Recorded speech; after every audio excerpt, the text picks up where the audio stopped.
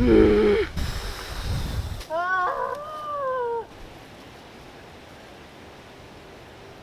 so out of shape.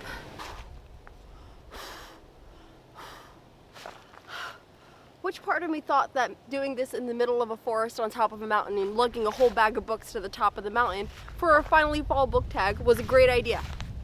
Right here wouldn't be golden content unless I went the extra mile. Great job, Steph from the past. You just walked up a mountain for a book tag. Here we go.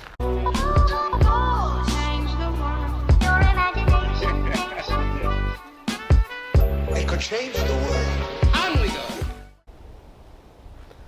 Alright, so first thing I want to say is thank you to Eric from Break Even Books for tagging me to do this video. Yes, it's super late. Yes, it's late November. Yes, it's almost December, but it's still technically fall.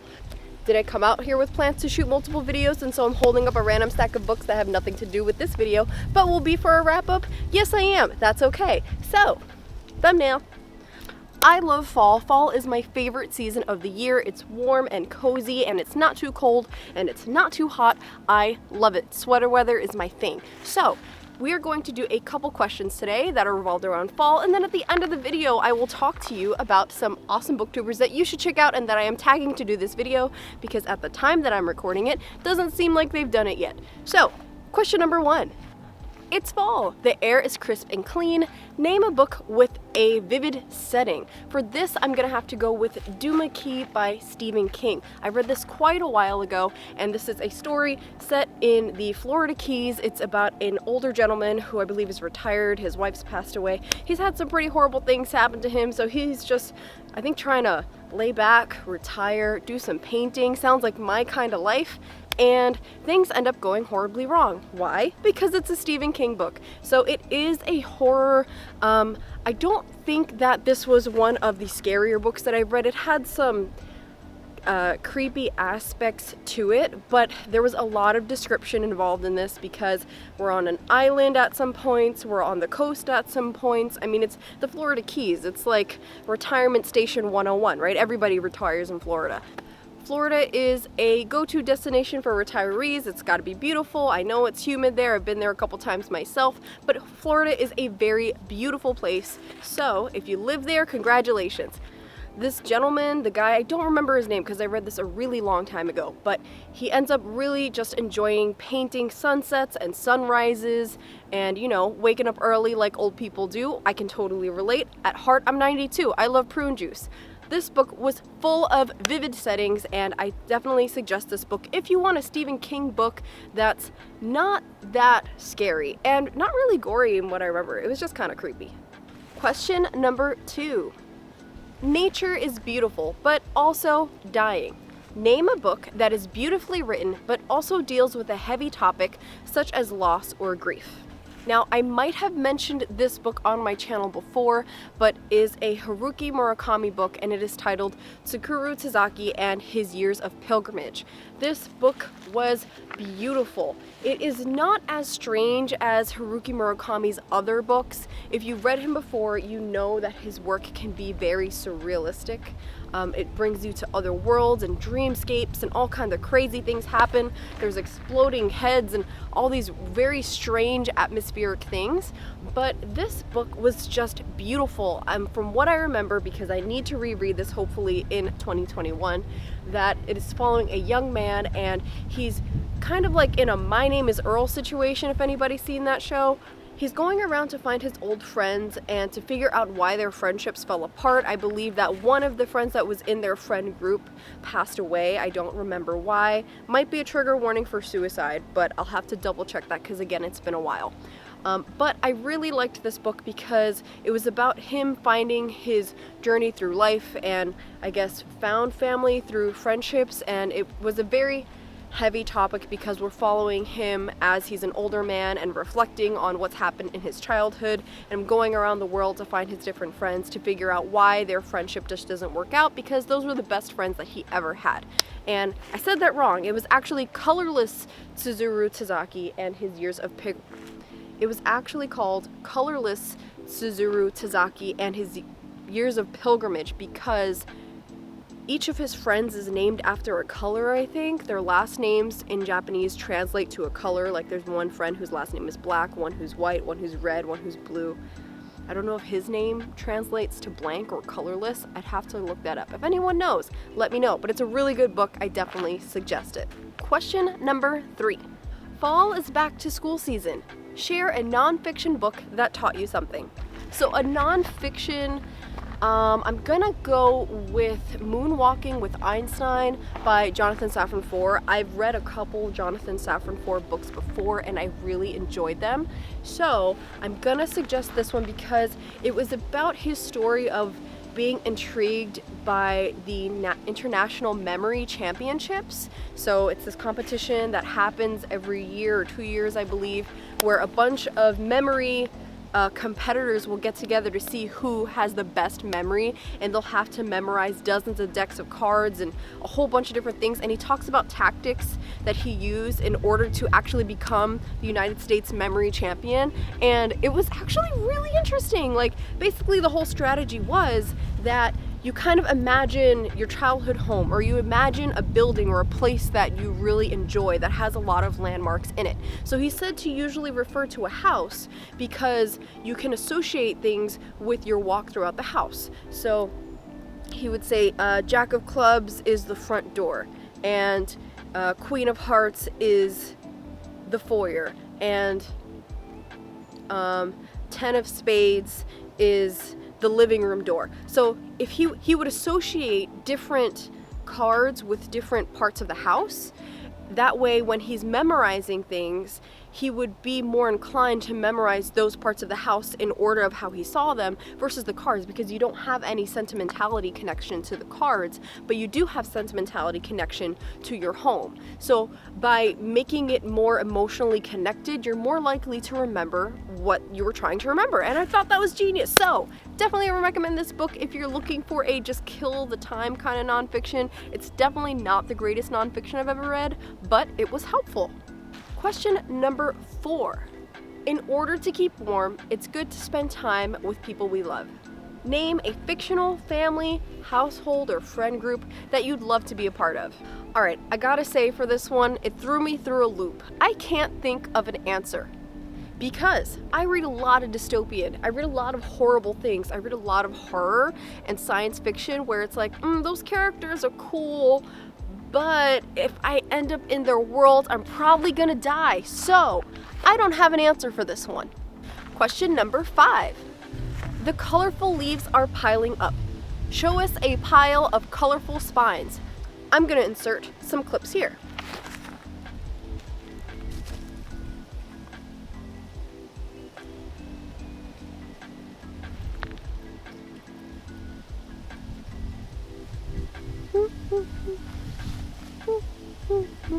Question number 6. Fall is the perfect time for some storytelling by the fire. Share a book where someone is telling a story.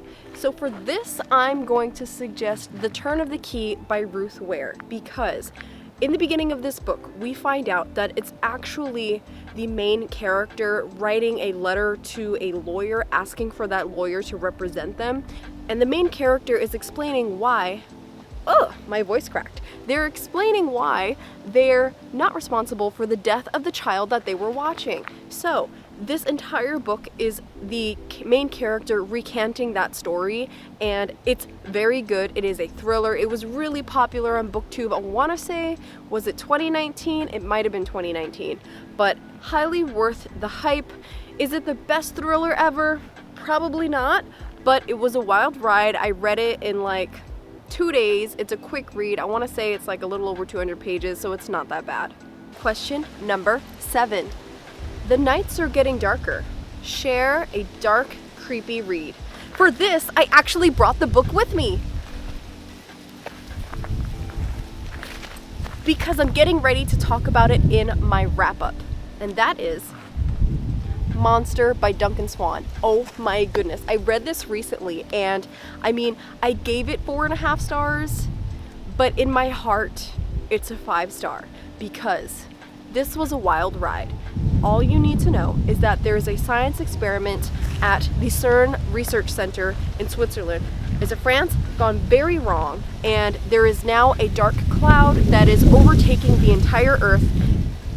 Monsters are coming out, People are running away from it. Where are they gonna run to? I don't know. You can go as far as you can, but eventually the whole world's gonna be encompassed in darkness. Oh my god, it was so fun! And to be honest, this was probably one of my favorite reviews that I've done on Goodreads, so I loved it. I loved it. It was so fun. It was so dark. It was so gory. Perfect for Halloween. Thank you. Question number 8.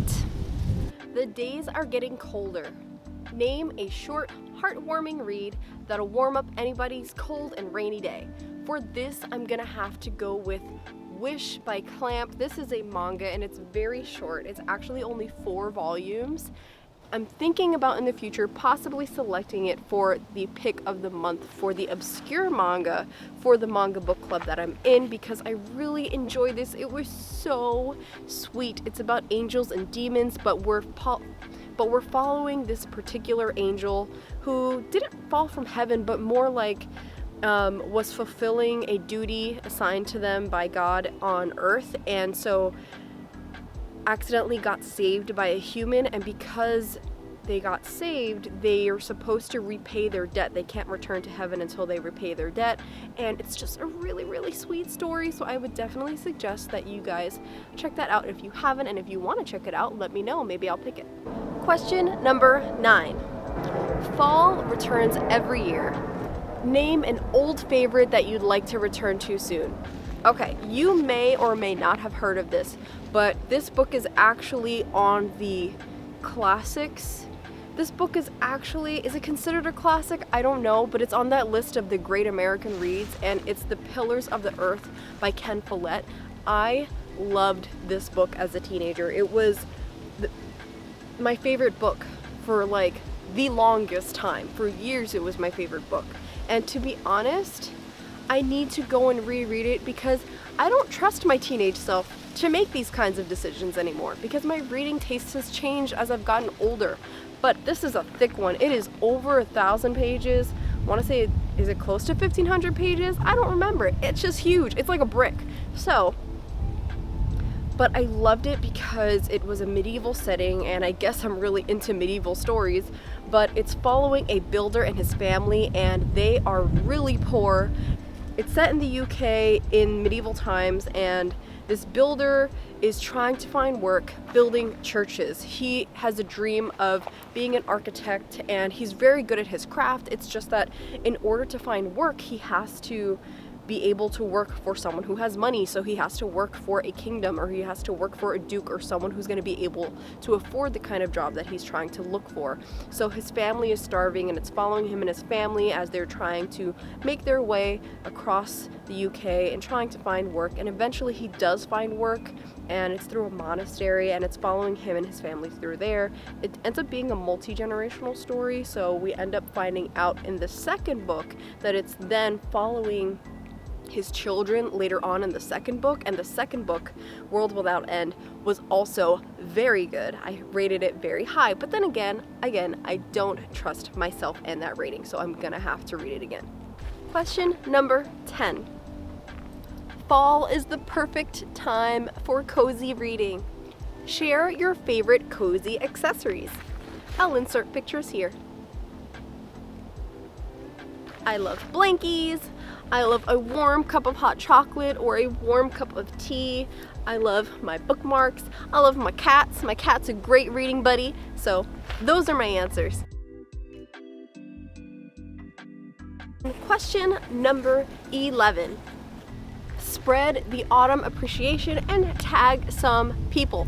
So I'm gonna tag a couple people to do this tag. I hope that it's not too late and that you guys still feel like you can do it if you so decide to, or you can hold off till next fall. I totally get it because it's about to be winter. Does anyone know if there's a winter tag? There probably is, I just don't know it yet. But if there is, somebody let me know because I'd love to do it. It also looks like it's gonna rain soon, so I might not be able to shoot that other wrap up today. It's okay.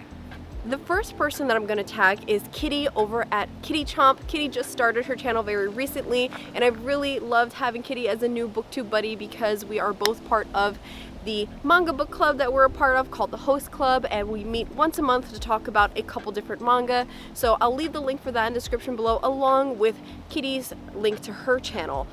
Loving her aesthetic. Please go support her. Also, I'm gonna tag Taylor from Made Between the Pages. I really enjoy Taylor's reading vlogs. She lives in Japan and she does like different videos showing us what it's like living in Japan, as well as reading a lot of fantasy books, which is really enjoyable.